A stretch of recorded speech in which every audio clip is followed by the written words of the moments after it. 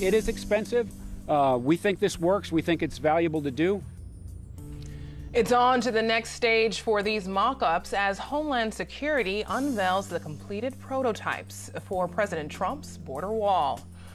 A potential bombshell as questions dog former DA Bonnie Dumanis about what she knew about a Mexican businessman during her run for mayor in 2012.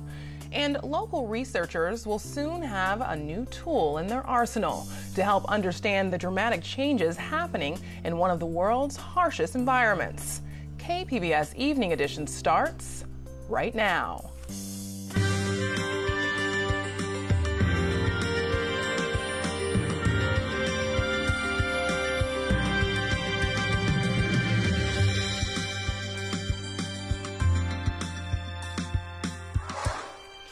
Good evening, and thanks for joining us. I'm Ebony Monet. President Trump's promise of a big border wall is closer to becoming a reality. Congress has yet to approve funding. Still, 8 prototypes were just completed. KPBS Frontiers reporter Jean Guerrero was in Otay Mesa today for the reveal. We're here at the site of the prototypes for Trump's wall, where they were just unveiled by the Department of Homeland Security. As you can see, there are 8 prototypes, all standing about 30 feet high. This is what Trump's future wall might look like. Each is made of different materials. Some of them are solid concrete. Others have spaced metal bars so that Border Patrol can see potential incoming threats. They're all different colors. One has razor wire on top to prevent climbing. All of them are supposed to have features that resist climbing. They should also be able to resist digging for at least 6 feet underground. Thanks for joining CBP on what we think is an announcement to be proud of. The acting deputy commissioner for U.S Customs and Border Protection says this is a start. Over the years, border infrastructure, technology, and other operational initiatives have improved border security in the San Diego sector. However, more work needs to be done. Vitello says he's impressed by the scale of the prototypes. They're 3 times taller than the existing fence in the area. The biggest impression I have is how big they are. He says he isn't sure if Trump will come to visit the site. He also says there's no guarantee the wall will ever be built because it depends on whether the administration gets funding from Congress. The administration has secured about $20 million for the prototypes, but the wall itself could cost more than $20 billion. For now, it's on to the next phase. The prototypes will be tested for how hard they are to climb and dig under. Mock-ups will be tested for how easy they are to breach with cutting torches and saws. That will happen in an unspecified location in private, where smuggling organizations can't see the testing. The testing phase will take another 2 to 3 months. After that, the future of the prototypes is uncertain. It is expensive. We think this works. We think it's valuable to do. The Department of Homeland Security isn't sure what they're going to do with these exact prototypes yet. They may leave them up where they are here in San Diego. They may expand on them, or they may take them down and replace them with something else. That's one thing that they haven't yet decided about the prototypes. Reporting from the U.S Mexico border, Jean Guerrero, KPBS News. Former District Attorney Bonnie Dumanis today denied knowing that a wealthy businessman who funneled more than $200,000 into her 2012 campaign was not legally allowed to give. KPBS investigative reporter Amita Sharma has the story. In a written statement, Dumanis maintained her stance that she was never made aware that Jose Susimo Azano Matsura was a foreign national. Dumanis' assertion came hours after Azano alleged in his sentencing memo filed Wednesday that he had told Dumanis he was a Mexican national without a green card during her mayoral campaign. Azano is due to be sentenced Friday. He's been convicted of more than 30 counts, including conspiracy to illegally contribute $600,000 to campaigns in San Diego. Dumanis said as a 20-year prosecutor and former judge, she views Azano's allegation in the memo as a Hail Mary tactic used by defense attorneys trying to save their clients from the consequences of their actions. Azano's lawyer said it was not a Hail Mary. A Hail Mary is what you do when you've got nothing else there. And as I said, the most important issue for the judge to look at is Mr. Azano, who he has been throughout his life before this case, his incredible personal generosity. I think the conduct of the politicians and the campaign professionals, in whether they were charged or not, or what they pled guilty to or not, is a relevant factor under the federal sentencing statute that the judge should and I think has to consider, but it's certainly not. Lozano also alleged that San Diego County Sheriff Bill Gore was present when he revealed he was a Mexican citizen to Dumanis. But Gore said he doesn't remember Lozano's claim, adding, quote, "It's clearly an attempt by Lozano's attorney to keep him out of jail or reduce his sentence." Amita Sharma, KPBS News. Today, we were supposed to find out if SDG&E can charge customers hundreds of millions of dollars for costs related to the 2007 wildfires. But the California Public Utilities Commission postponed a scheduled decision for the third time. A settlement reached in 2014 allowed SDG&E to bill $379 million to ratepayers. But administrative law judges overturned the settlement earlier this year. The CPUC could overrule it. A decision is expected at their November 9th meeting. Today, the Trump administration officially declared the opioid crisis a public health emergency. More than 140 Americans die every day from opioid overdoses, according to the Centers for Disease Control and Prevention. Today's declaration comes with no dedicated dollars. However, health officials say this will allow them to use existing money to better fight the crisis. They want to expand access to medical services in rural areas, among other changes. This epidemic is a national health emergency. Unlike many of us, we've seen and what we've seen in our lifetimes, nobody has seen anything like what's going on now. As Americans, we cannot allow this to continue. It is time to liberate our communities from this scourge of drug addiction. Never been this way. We can be the generation that ends the opioid epidemic. The Public Health Emergency Fund currently contains just $57,000. California's middle and low income could be hit hard by a new budget resolution passed by House Republicans this morning. That's according to state budget experts. All 14 members of California's Republican House delegation voted in favor of the plan, despite Governor Brown urging them to vote no earlier this week. Experts with the State Budget and Policy Center estimate that only the top 1% of taxpayers would receive over 80% of the tax cuts. Partly affect California by making inequality, which is a huge issue in our state, even worse, because it actually gives huge tax breaks to the wealthiest and to corporations, while actually having very little, if any, benefit for low and middle income Californians. Congress will now be able to begin crafting a budget bill for the coming year. The bill is now able to pass with a simple majority, requiring no Democratic votes. Another petition to split California into multiple states is about to hit the streets. This proposal would divide the state into 3 parts. Los Angeles and the Central Coast would become California. San Diego and Orange counties would be part of Southern California, which would also include the Central Valley. And the northern part of the state would be Northern California. The plan is backed by a tech billionaire who previously wanted to create 6 Californias. Some political analysts say breaking up the state would lead to chaos. Creating 3 new governments, 3 new legislators, 3 new governors, and then having to disrupt what we have as a state, all our prison systems, our higher education systems. I think diversity is what makes California great, and this would actually ruin it. If the measure were to make it on the ballot and be approved by voters, it would also still need permission from Congress to replace California with 3 states.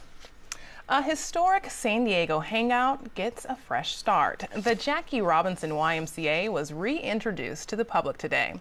The ribbon-cutting celebration comes after more than a year of renovations. The $26 million project includes an expanded facility, a new gymnasium, baseball fields, and more for families to enjoy. Jackie YMCA has been a safe haven for community kids since first opening at the same location that is now YMCA Way and Imperial Avenue in 1943. It will officially open to the public on Saturday. Finding an affordable place to live can be difficult in San Diego, and those suffering with mental illness have added challenges. This issue is being taken up at a tiny home demonstration happening this week at San Diego's Market Creek Plaza. KPBS health reporter Kenny Goldberg says the less than 400 square feet homes are being touted as possible solutions. There's growing interest in tiny homes as a solution to the affordable housing crisis. They're also seen as a way for people to simplify their life. Ellen Stone chairs the Tiny Home Central Coalition. She says tiny homes can also provide stability to people struggling with mental illness. We have a lot of capable people that really need a chance to be able to build their skills. And if you don't have a safe home, it's really pretty impossible to work on your wellness and maintain recovery. Some cities in California allow tiny homes, but they're not permitted in San Diego due to zoning restrictions and building codes. Kenny Goldberg, KPBS News. San Diego Zoo researchers will soon deploy a new tool in one of the world's coldest climates. And KPBS reporter Eric Anderson says it will help scientists understand a habitat undergoing dramatic change. Polar bears live in the extremely harsh Arctic environment. The landscape is wide swaths of ice. Understanding the condition of that habitat is key to understanding the large bears that carve out a life there. This is a lot more than a project for us. A San Diego-based defense contractor is helping researchers raise their game. Northrop Grumman's Charlie Welsh helped develop the autonomous copter that's capable of operating in extreme cold. We built them a custom leading-edge sensor fusion suite, which takes a whole variety of different sensors and puts them all together and operates them all simultaneously at an extremely high resolution, so they can study sea ice at a very fine scale on how it changes really rapidly. Welsh says the vehicle is packed full of high-tech sensor equipment that's wrapped in a protective shielding that keeps the cold out and keeps the equipment warm enough to allow its batteries to work. San Diego Global researcher James Shepard says it gives scientists a tool they've never had before as they study sea ice. Like a multispectral sensor that gives us different light wavelengths, a thermal sensor that will map out the heat gradients, a radar to help us map out the terrain in 3D. All these things, all this data will be collected simultaneously at once, so we don't have to refly the same area over and over again. Putting all that information together helps researchers understand the habitat and how that affects the polar bears that live there. In fact, the research team can interrupt a pre-programmed scan of the ice if the vehicle comes across a polar bear. And Shepard says they can do it safely. So that's what this offers, quiet electric motors that don't disturb the animal, and we can safely observe it from a distance while still collecting all the information we need. This technology has been designed for the Arctic, but they are working with the technology so that it can be used in other places, like over the rainforest. Eric Anderson, KPBS News. A little relief today from the extreme heat. Aaron Calandra has more in tonight's forecast.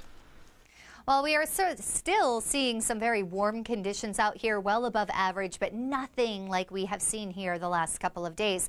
All of our warnings and advisories, they are gone. So we do have some improving conditions here throughout San Diego County. Not much going on, maybe a few pop-up showers in places, but for the most part, we are staying pretty dry all here throughout the southwest. Temperatures, again, still above average. Tonight, 63 degrees, mainly clear, and across the region, Oceanside 54, Poway 57, Alpine 54 degrees tonight, Borrego Springs 62, and Mount Laguna coming in at 49 degrees. For Friday, it's still going to be warm, so we still have some very warm temperatures, less wind though, still very dry though. Our humidity is still pretty low. To the east of us, we do have a cold front moving through, so all the way down through Texas, it's going to be below average temperatures for them. Here we are with our highs tomorrow. Oceanside 81, Poway 93, San Diego coming in at 80, so we're still well above average, but at least we're getting a little bit closer, and those temperatures are going to be plummeting over the next couple of days.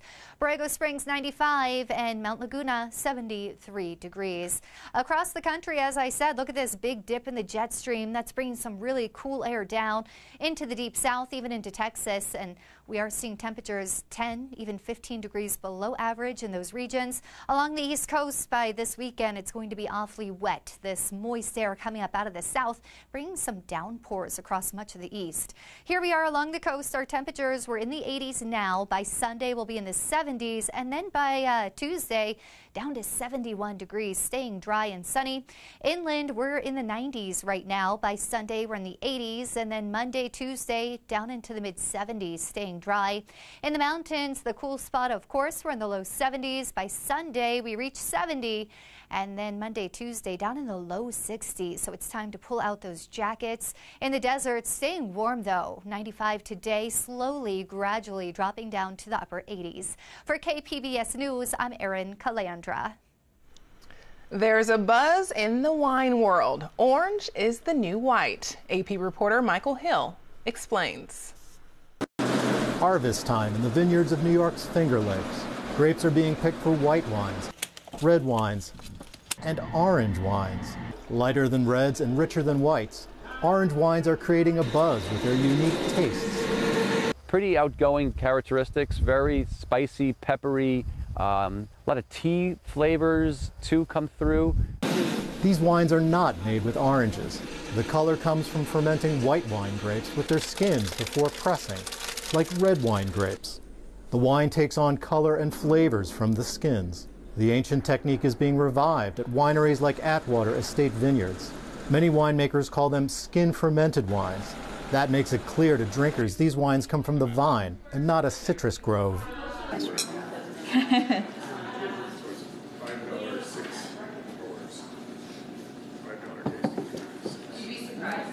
Oh, it's better than a Chardonnay, actually. Actually, I wasn't sure because of the color, but it has a really nice flavor. Bottles can retail for $30 or over $100.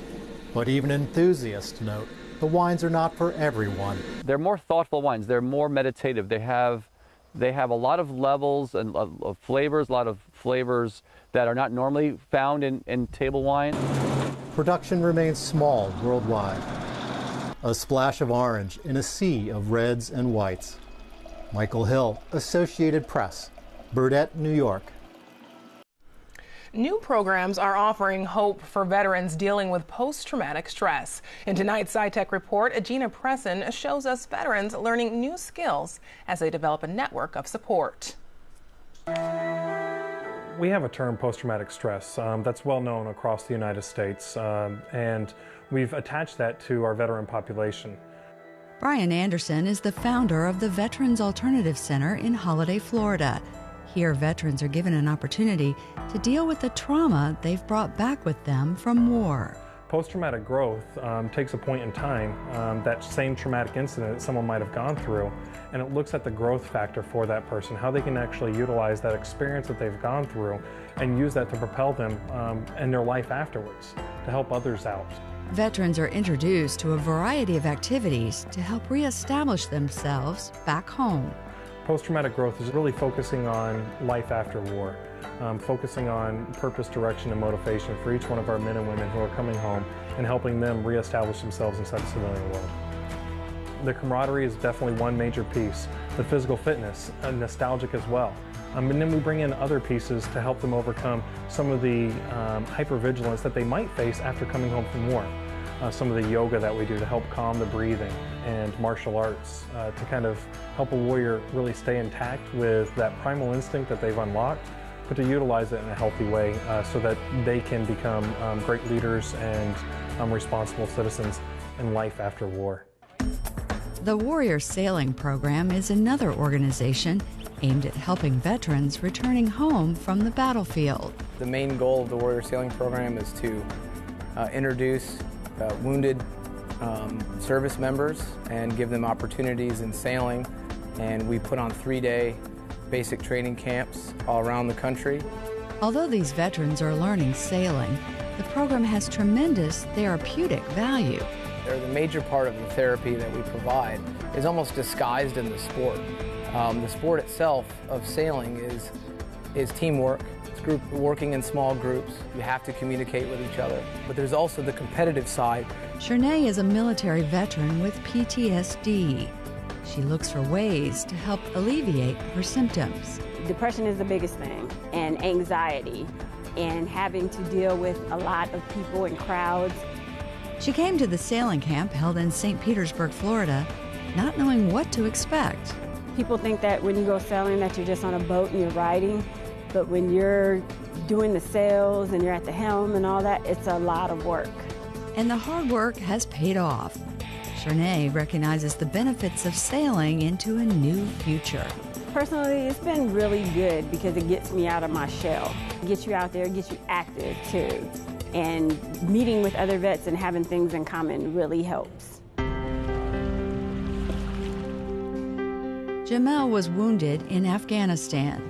Both his physical and mental injuries have changed his life. My biggest issues was getting along with others. I guess after my injuries from Afghanistan, I was shot a couple times. I got shot in my chest, and my leg, and my arm. Being able to come out here is a big, big challenge for me. Just being able to get on a boat and keeping my balance. The challenges of taking orders, working as a team, and performing as a sailor has enabled Jamel to overcome. Simple commands, simple fluctuation of people's voices kind of challenges me, but I realize that this isn't a combat setting, and for me, it benefits me just simply because I know we're all in it together. I'm not doing this myself anymore. I'm not struggling by myself. I think this program benefits all veterans simply because it kind of gets them away from the combat mentality and just simple sailing, enjoying life, listening to the ocean, listening to the airplanes, birds, and talking to your veterans, talking to other veterans struggling just like you. We're just here to provide that little bit of a push and a little bit of activity beyond other traditional kinds of therapy. Another veteran support organization takes warriors on trips requiring physical and mental toughness.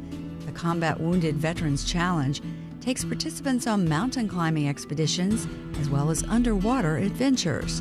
Anywhere from probably 60 to 70% overall of our veterans are actually folks that suffer from some level of PTS or traumatic brain injury. This organization has stepped up to do more for those suffering from PTSD. There's a huge need in both PTS and TBI, both to research what therapies work and then measure those. Now, most of the veterans that we take on our challenges, they have mild to medium PTS, I would say, but they still are looking for maybe a purpose. One of those looking for a purpose is Rocky. Spent more than half of my career in the United States Army Special Operations Command. We operate in a 12-man element, and we lost 4 guys, so that's 1/3 of our force. After serving his country, Rocky returned home along with his traumatic memories.